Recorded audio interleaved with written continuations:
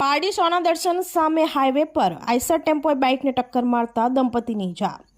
પારડી સોના દર્શન સામે હાઈવે પર આઈસર ટેમ્પોએ બાઇકને ટક્કર મારતા બેને ઈજા પહોંચતા હોસ્પિટલમાં સારવાર અર્થે ખસેડવામાં આવ્યા છે. પારડી હાઈવે પર સાંજે બાઇક સવાર વલસાડના મલ્લા કાપડિયાના દાયાભાઈ સોલંકી ઉંમર વર્ષ 68 અને તેમની પત્ની ગીતાબેન દાયાભાઈ સોલંકી ઉંમર વર્ષ 65 બંને ગંભીર રીતે ઘાયલ દંપતીને 108 મારફતે પારડી હોસ્પિટલમાં ખસેડવામાં આવ્યા હતા. ટેમ્પો ચાલક ટેમ્પો લઈ ફરાર થઈ ગયો હતો. અકસ્માતને પગલે હાઈવે પર ટ્રાફિકની કતાર લાગી ગઈ હતી.